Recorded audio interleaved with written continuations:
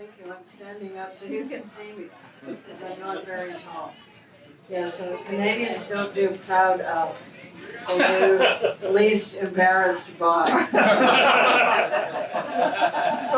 Braden knows that because he's the least embarrassed. You're least embarrassed by me right now, aren't you? No. You see, that's a superlative. He's not embarrassed at all. It's a lie. He's embarrassed. Oh God, another Canadian right now. He'll make a fool of himself. What did I come to New York for but to avoid such people? Exactly. That's what I did. I was quoting you.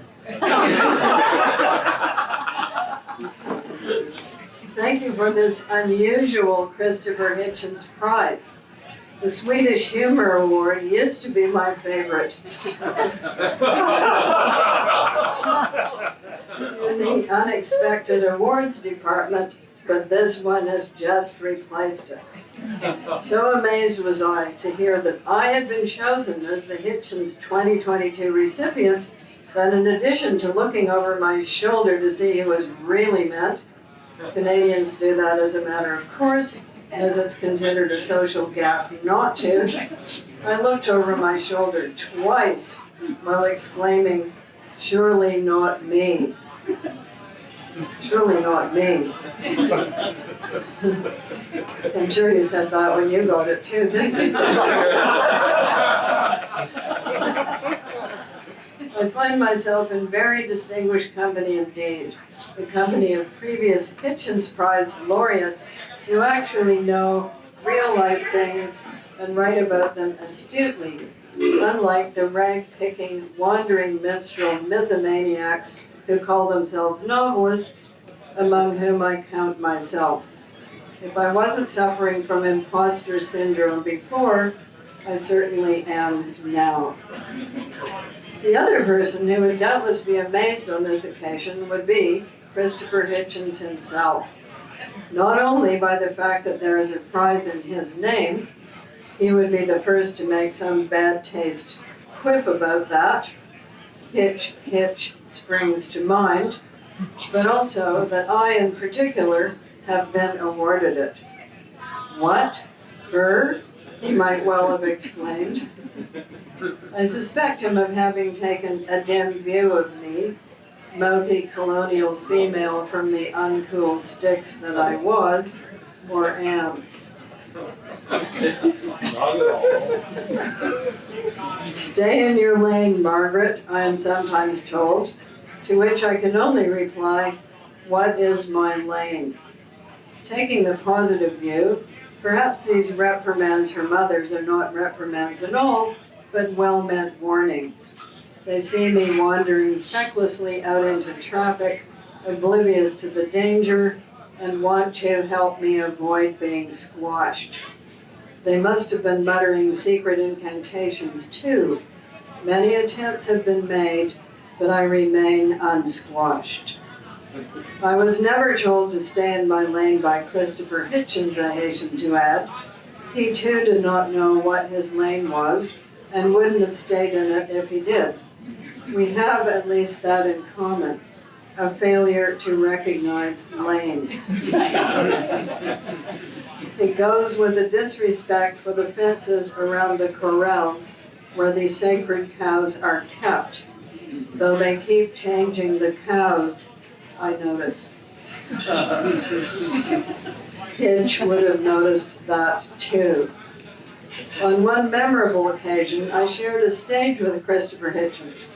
It was in a tent at the UK literary festival known as Hay on Wye.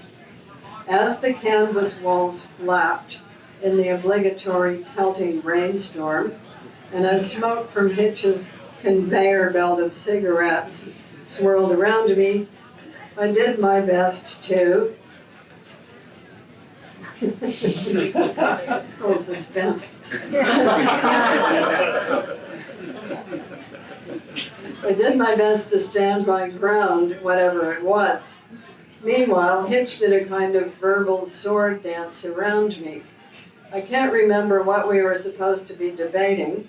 I hope it was not the moral and social obligations of the modern fiction writer, or is there such a thing as a women's novel? But I do recall the skill with which he debated it. I refrained from saying, Christopher Hitchens goes hoppity, hoppity, hoppity, hoppity, hop, although he did, in a manner of speaking. That was a quote from Christopher Robin, in case you didn't get it. In a manner of speaking, narrowing his eyes through the blue fumes he'd exhaled as he took wicked aim at the rhetorical targets he himself had just erected. It was bracing. It was a workout. And dare I say, it was a draw, or as close as you could ever come to a draw with Hitchens. At least he didn't accuse me of hurting his feelings, nor did I accuse him of hurting mine. Having feelings was not a thing back then.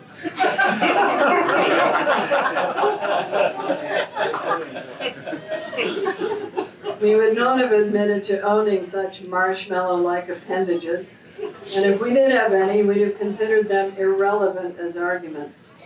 Feelings are real. People do have them, I have observed. And they can certainly be plausible explanations for all kinds of behavior, but they are not excuses or justifications. If they were, men who murder their wives because they're feeling cranky that day would never get convicted.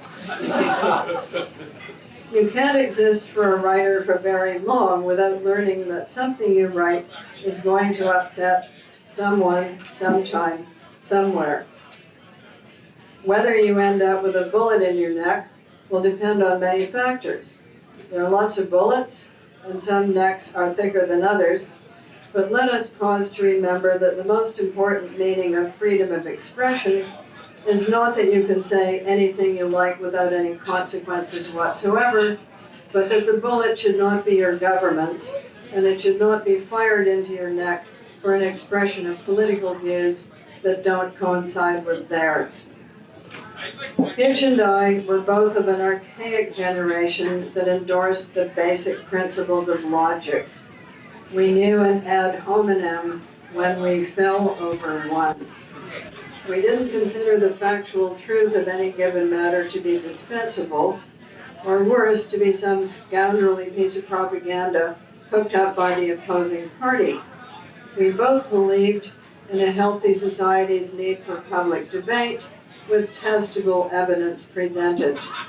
So maybe Hitch would not have said, "What, her?" about me. Instead, he might have said, "It could be worse."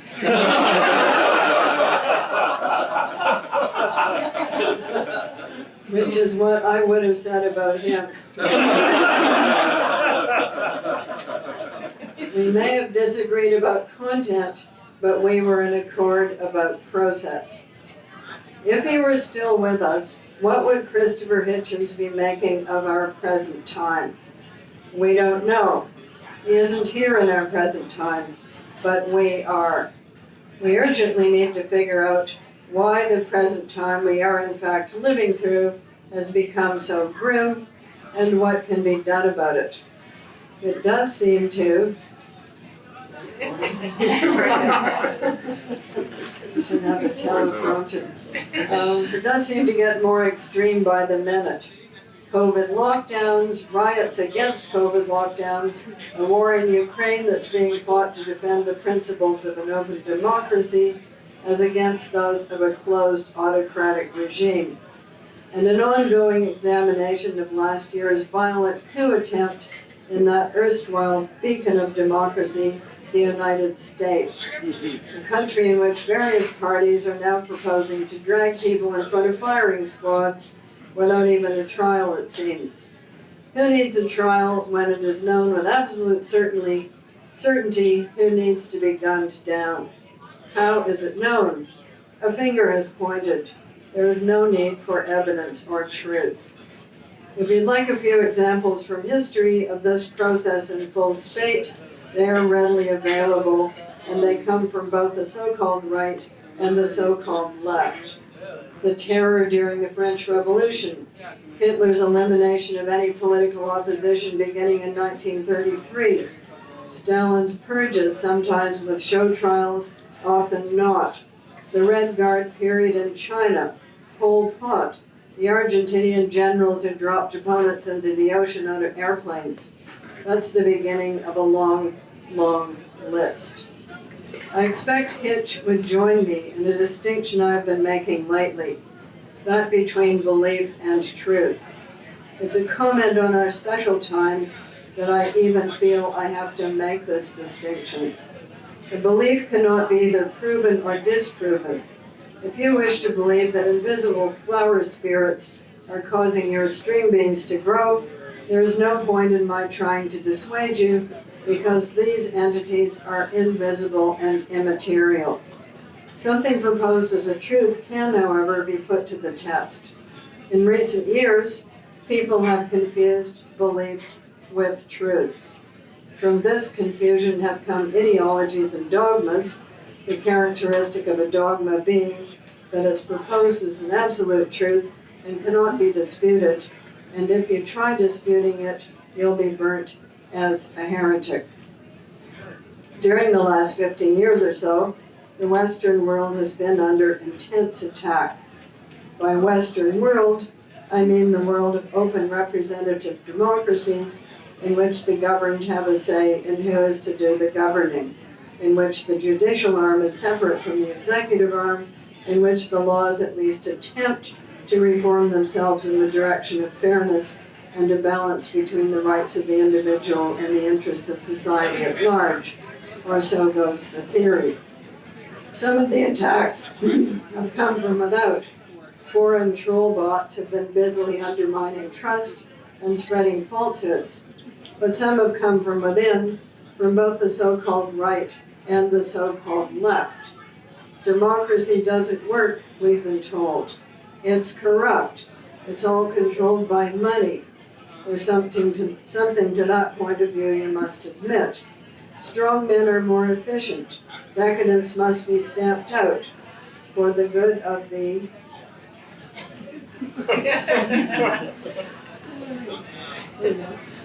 for the good of the universe.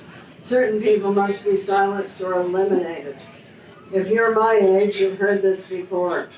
In fact, it is quite literally where I came in. I've taken to drawing a simple diagram to illustrate the problem. Inscribe a circle. At the top, write tyranny. At the bottom, write chaos. Across the middle, there's a band we might call open democracy. There's an arrow going up to tyranny on the left and one on the right. There's an arrow going down towards chaos on the right and one on the left. There's a big arrow on either side going directly from chaos to tyranny.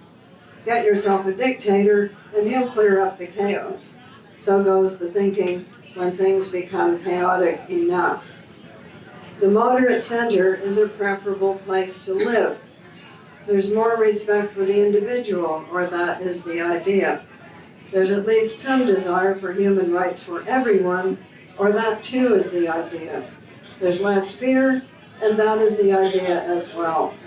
But the moderate center is also the hardest position to defend. It lacks a big slogan. It lacks hordes of robotic followers.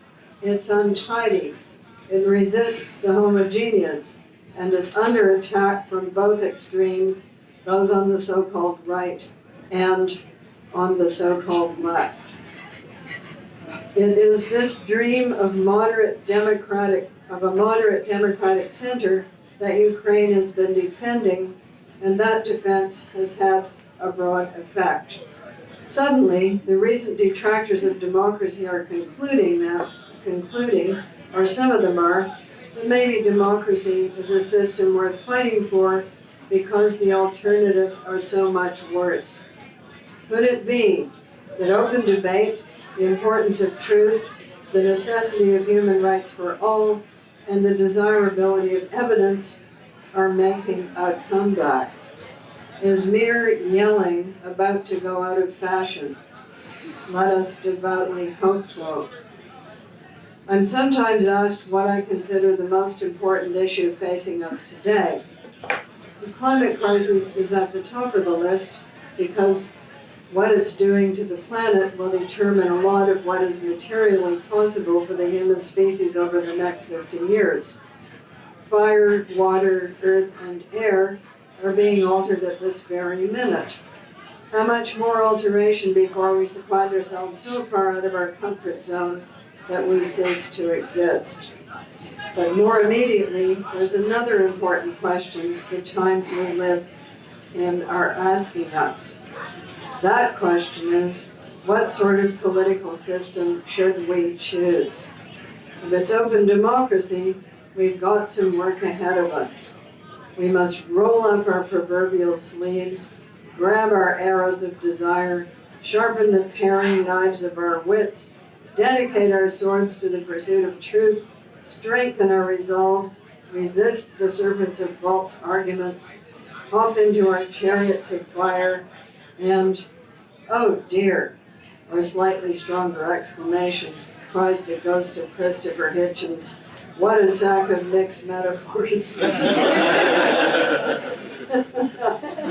Yes, I know, but desperate times require desperate remedies, and our times are desperate. However, instead of all these chariots and swords, I'll propose something simpler. Don't panic. Think carefully. Write clearly. Act in good faith. Repeat. Thank you again, and good luck to us all.